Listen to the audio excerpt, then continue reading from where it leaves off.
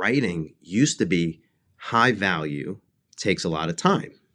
That means that you need specialists to do those things, right? You need capabilities, you need skill sets. Now, writing with AI is actually, I would say, takes a little bit of time, may not be as high value because almost anyone can do it. It's not as specialized as it was.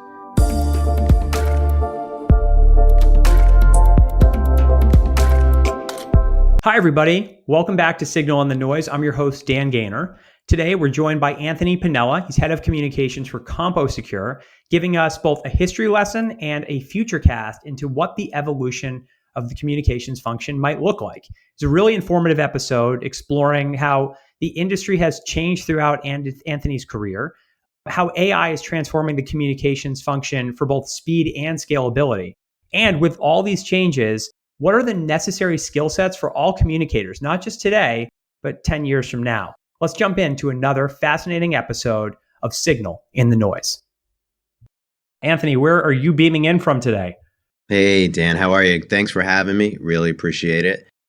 Today, we're at our headquarters in New Jersey, Somerset, New Jersey, which is a great location with lots of sun. Well, not so much sunshine today, but usually lots of sunshine.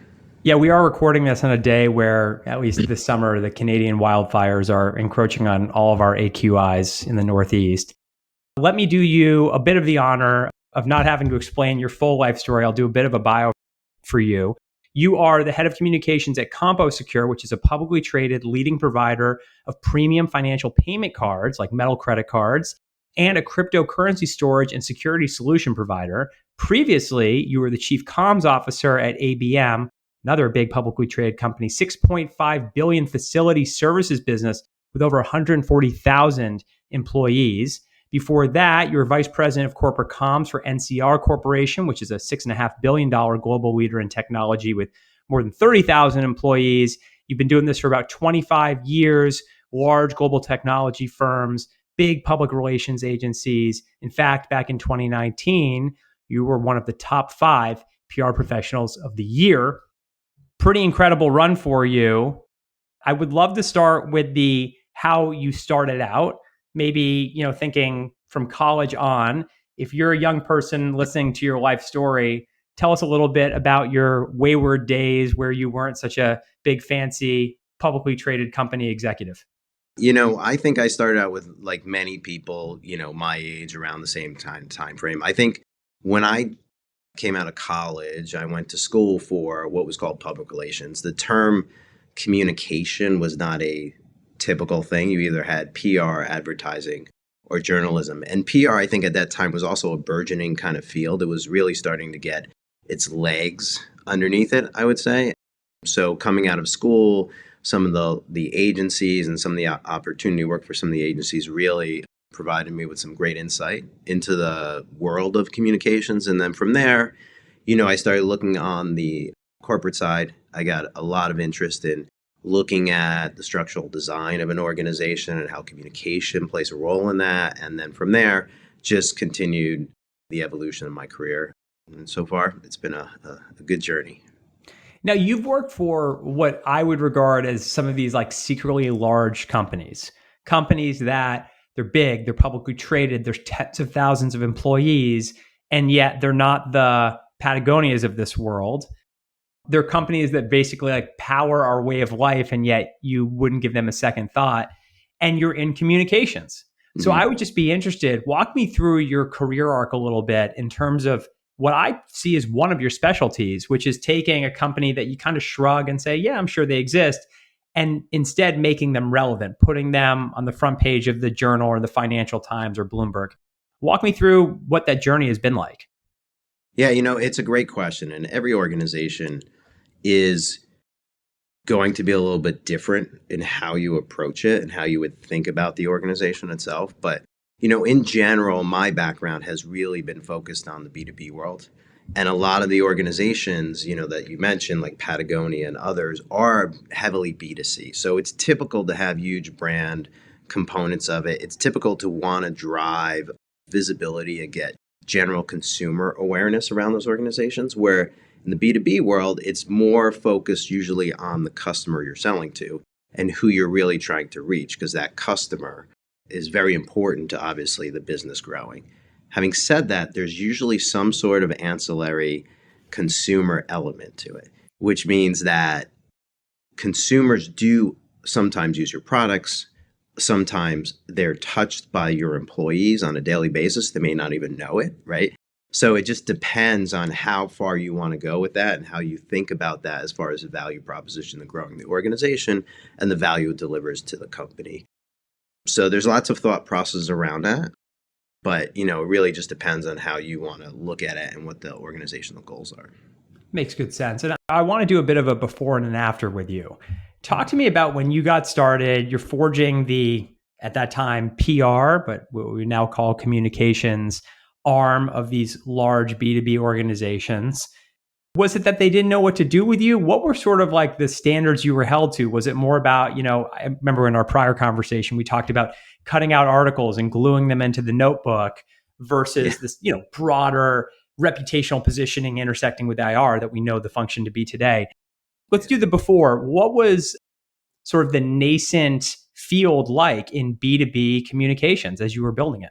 So I think fundamentally, it started with kind of the idea of the external communication processes. So in the B2B world, it was very heavily, and depends on if you're in tech or what the business may be, but you had influencers who you knew were very important. The organization knew were very important. So they would bring in specialists to kind of work with those influencers in a way to drive visibility.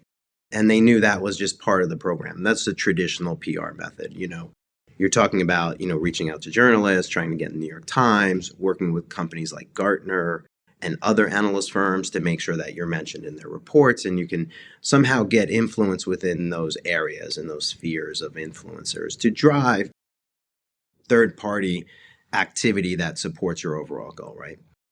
As the industry evolved and as businesses evolved, and again, I'm pretty old, so I guess I started in like 94, I guess you would say. So you started to see that it wasn't just about the external world. The employees had a very strong component to what was going on, and driving the employees' understanding of the business, making sure that the employees are aligned to the goals of the business, had strong value. So you started to see like the rise of what I would say internal communications as its own functional area. Now, there's been small bits of that throughout the years, but I think it was really in the late 90s when you started to see that come about in a more prolific way.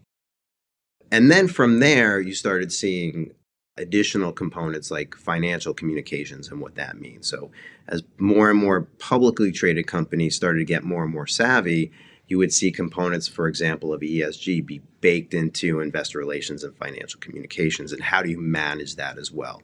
So what started out, I think, as the idea of, hey, what is PR? How does PR help our business? Has now really transformed into a full-on view of different parts of the organization that includes internal communications, external communications, social media, investor relations, financial communications, all of those elements. And it depends on how the organization wants to look at it, but you can have those separated, you can have them integrated. What we've seen is more successful when you integrate those components in the organization. That's exactly where I want to go in the second half of the question. Okay, so it started external and very legacy media, so to speak, pivoted internal. I'm loving this history lesson from you. And then we go into financial communications, ESG. Now you're talking about bringing it all together. How exactly do you sew a quilt, so to speak, from a variety of directions? I had a mentor at one of the organizations I work with, just a brilliant, brilliant man. And he used to tell me all the time that the organizational structure needs to exist to support strategy. So it's really, the focus has to be on what is the business strategy. And then you develop your organizational structure to align to that. There's different organizational models to support kind of the integration that you just talked about. And it just depends on how you want to approach it. There's the centralized model, which means you act more as an agency within the company and everyone comes to you for services. There's a lot of value to that centralized model if that's the way you want to approach it. There's a decentralized model that is more about I'm going to have functional areas. I'm going to take the communication capabilities, whether it's internal comms, external comms, investor relations, those things, and embed them within the functional areas of the business, right? So that's another way to do it. But you don't really have a centralized resource that's looking at integrating all of those people across the organization. And then, there's what's called the federated model, which is kind of a combination of the both, where you have kind of a centralized communication function, but you're taking people and you're putting them within the functional areas.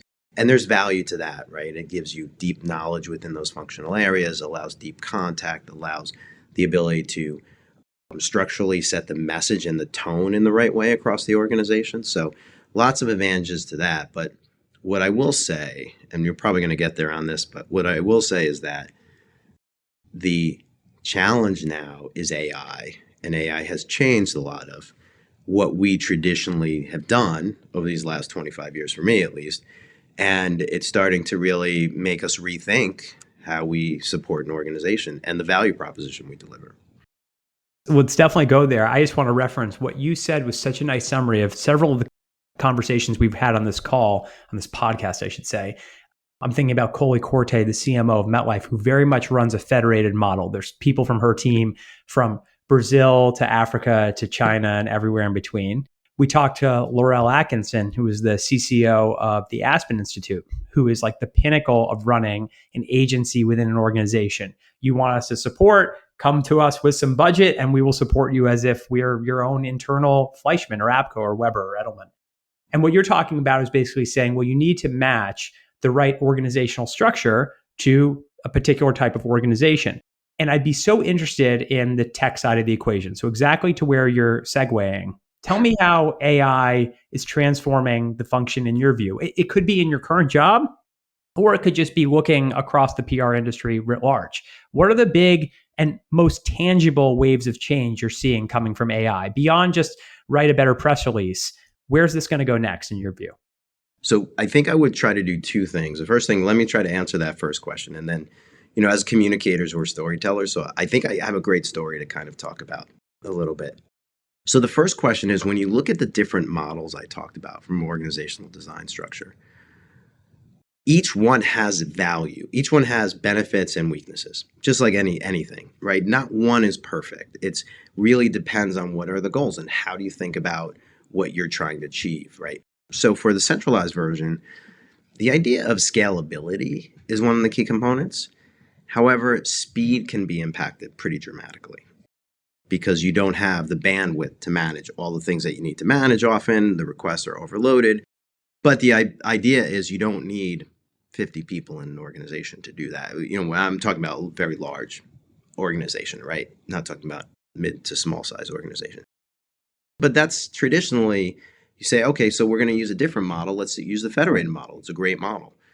But to do that, you need people to do those things, right? Get embedded within each of the areas, whether it's China, whether it's a functional area, whether it's regional, whatever it may be, you need to hire people. So you need to scale that way. It's more costly, it's harder. It does give you some speed to market, right? If you go the federated model. Decentralized is really all about speed because there's no one for them to have to, if you just put someone in the organization, a hire person who's your communications person, they can just go off and do their thing. And there's no requirements of looking back holistically at the whole organization. So, each one has positives and negatives to it. The thing about AI that's really interesting is not just that AI can write well and those kind of things. It's really about, it upends that idea of scalability and how you scale. So theoretically, what used to be a federated model, which was I think one of the better models for larger organizations, if we're, I'm sure some of the people you spoke about also probably said that was the better model. It takes that model, it changes it. It says, well, maybe the centralized model could be better because now I don't need a person. I just use my AI tool. The AI tool takes it 90% of the way. We send it to the centralized group. The centralized group does whatever they need to do to make it fit the overarching messages and what the organization needs to talk about. And then you're done. So it gives you scale. It gives you kind of the idea that you could be fast as well. So it gives you the speed concept, right? Because you don't also need that centralized, you don't need as much resources centralized because they're going to be using AI tools as well. So checking grammar, things like that, where we used to say, oh, those are value add, are lower on the value chain. What I do, Dan, interesting is I run people through an exercise of I put up a chart. On the x-axis, I have value. On the y-axis, I'll have time. And I'll say, tell me what your activity is. Let's say it's writing, whatever we view from a communications perspective as a high value activity, and plot it on the chart. How much value do you think it delivers, and how much time does it take? And what you start to see is that writing used to be high value, takes a lot of time. That means that you need specialists to do those things, right? You need capabilities, you need skill sets. Now, writing with AI is actually, I would say, takes a little bit of time, may not be as high value because almost anyone can do it. It's not as specialized as it was. So it changes the equation, and that's going to change organizational structure. It's going to change communications as we think about it. So it's kind of interesting. It's a scary time for many of us, right? Like we don't know where this is going to go. But fascinating exercise. I mean, by the way, talk about like a lesson that anyone listening this can take to their team. Hey, just anecdotally plot to me where you think you've got the highest value activities and basically how long does it take to get there? And also what's a low value activity that takes a lot of time as well, so we can maybe scrape that off. I would be interested if you were totally putting on your futurist hat right now, 10 years from now, whether or not AGI is actually here, what do you think is on the top right of that chart for communicators? If you're listening to this and you're 21 right now and you want to be up and to the right, what are the activities that, yes, it might take a good amount of time, but are going to be extremely helpful and accretive to the organization? You know, I'm always willing to share my opinions. I don't know if I'm able to really tell the future on this one. What I will say is fundamentally the capabilities that kind of support an organization that help people understand communications better and use it as a tool versus, I joke around. I used to say communications was the I feel industry, which meant like an executive would wake up and go, I feel like we need to send an email today. Like that's kind of how a lot of, as much as we plot out, we're very good at what we do. So there's always those components that you deal with every single day, right? And that is probably going to be less and less. And it's more value is going to be around how do you drive behavior change for an organization or externally outside an organization? How do you really understand, like surveys are a good tool today to understand general things, but they're not really good at being proactively helping to drive behavior change. People answer surveys in a way that makes them feel good about the answer. And by the way, it's not a negative comment. I want to be clear on this when I say this, is like you ideally say things like if someone took a survey and the survey was, if you were informed about eating better and more healthy, would you use that information to make your life better? You have the aspiration that, of course, you'd be powered by flax seeds. Of course. And me too. I'm there with it. But when it happens is life gets in the way and you're too busy and the kids have to go to school and, you're at home at 7, 8 at night. All of those things get in the way. So it's very hard to really apply that, even though ideally we all aspire to be that way, right? So we answer in a way that makes sense. So we need better tools to help us understand that. So, behavioral psychology is going to be an interesting component of the future. I think understanding the analytical side of things better is going to be a strong component of the future. Many of the PR firms I'm talking to today and many of my friends in the organization, you can see how they're tilting their organizations toward those components. And, your tools as well, for Signal AI, I think is leading in that direction. But, I didn't want to share a story because I think all of this leads up to a story. Yeah, go for it. As I like to say, we're storytellers, so I'm going to tell a story about Jurassic Park. Take it back to 1991. So there was a guy who was considered essentially His name was Phil Tippett. And at the time in 91, he was the stop motion animation king in the world. So he did everything you can imagine. And Jurassic Park, when it was being developed, was initially being developed with stop motion. So the dinosaur was going to be stop motion. Throughout the process, they started working through the process. And throughout the process, there was another guy. His name was Steve Williams. And he started working doing essentially CGI. And it was kind of like one of those things that wasn't well known.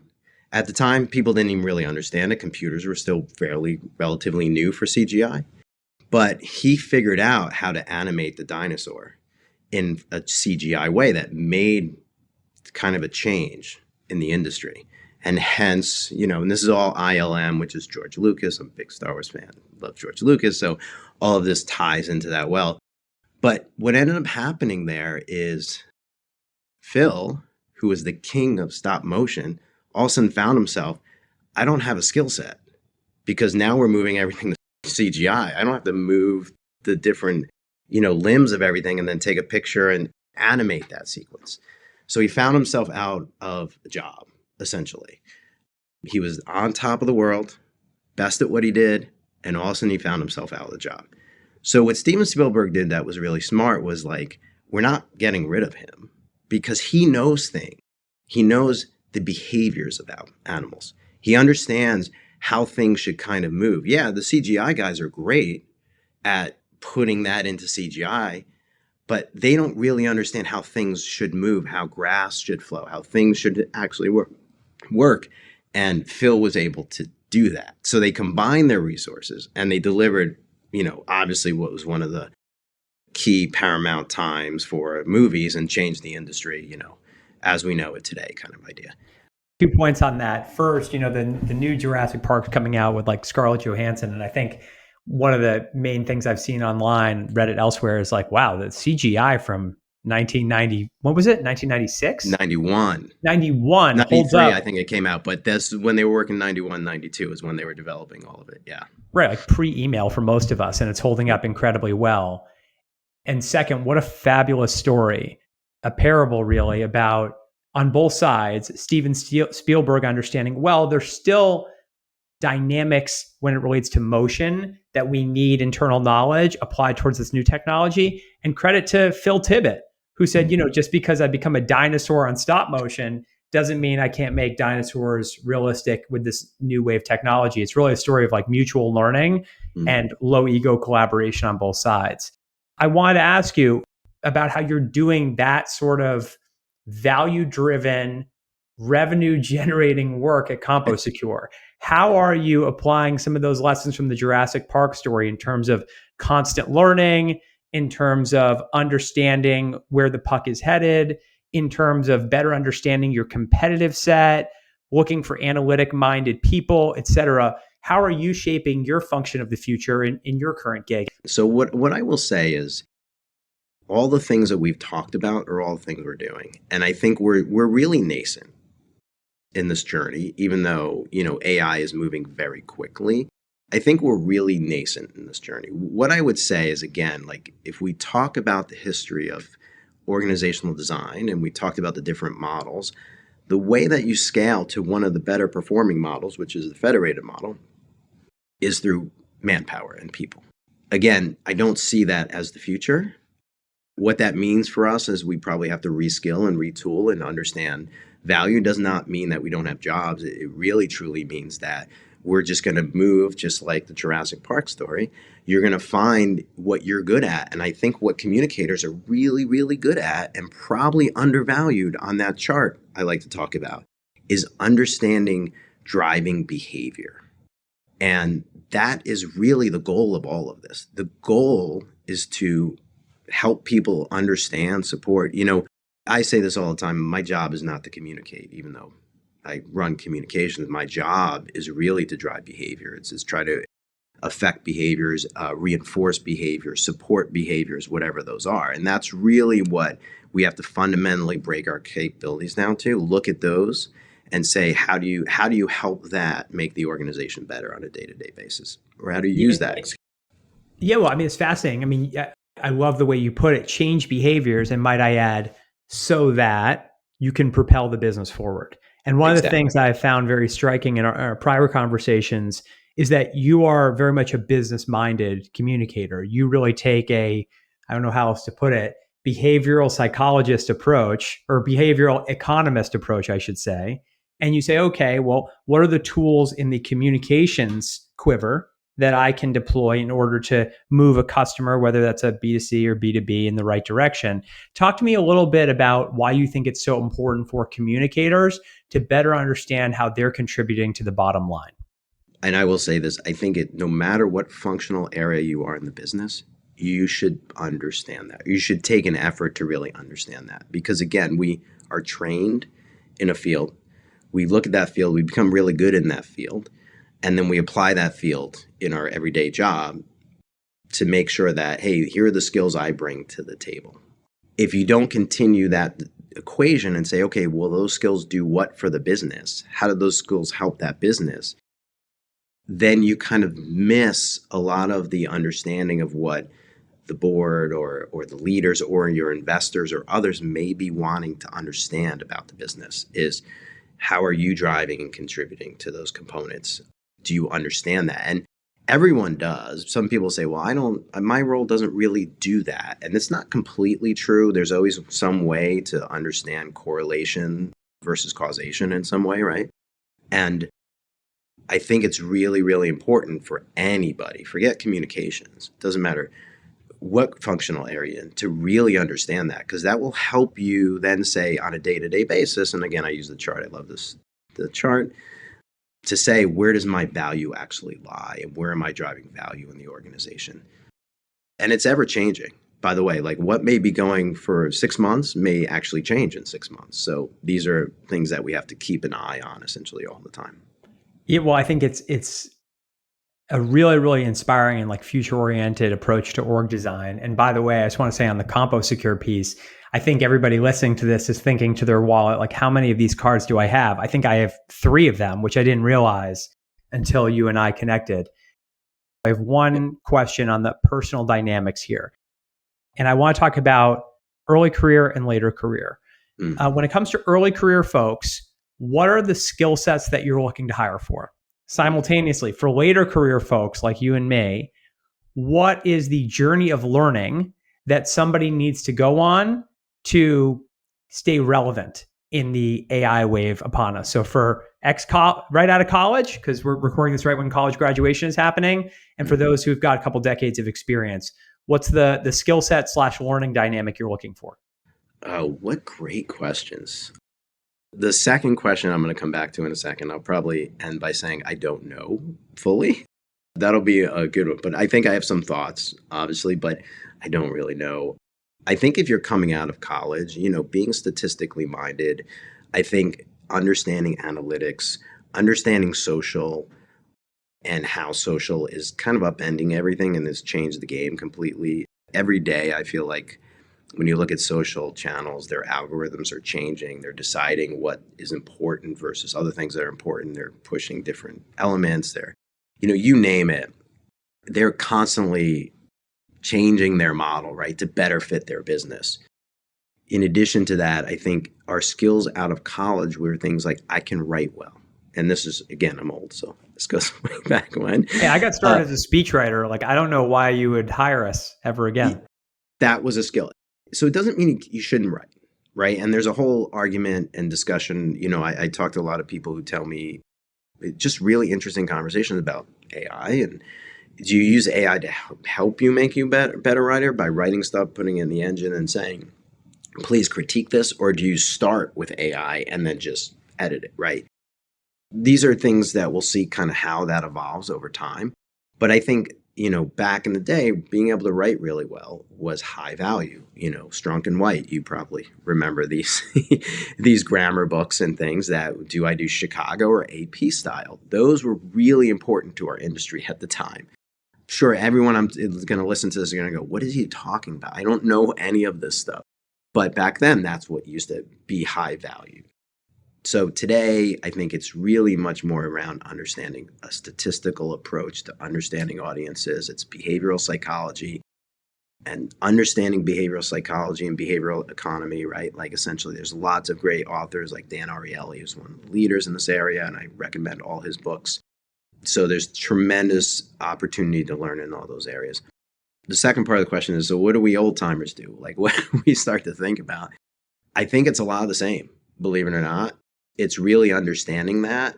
I would not recommend a leader then just dump all of that knowledge set onto the new generation that's coming up and say, well, you guys know stuff, so you figure it out, right? You really have to partner with everybody on these to understand how it's all going to impact the organization. So I don't think it's any different. Some people may already have a good understanding of things like statistics and those kind of things. But typically, when you look at PR firms and communication organizations, that's not the first thing that you look at on a resume, right? What skills do they have? So I would say more of that for people like us and more of that for, I guess, the people coming into the field. First of all, what I love about that answer in particular was the reference to Predictably Irrational by Dr. Dan Ariely from Duke, which has informed probably 92% of my understanding of behavioral economics, but nonetheless very much gets your idea of behavior change. We should compare libraries sometime.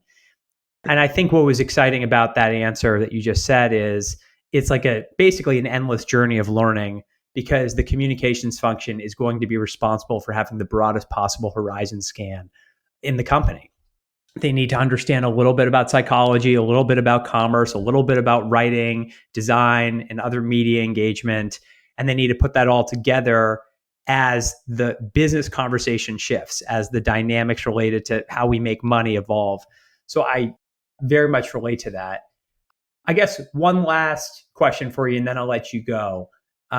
Let's just say you were building the comms function of the future, or you were hired to build the comms function of the future.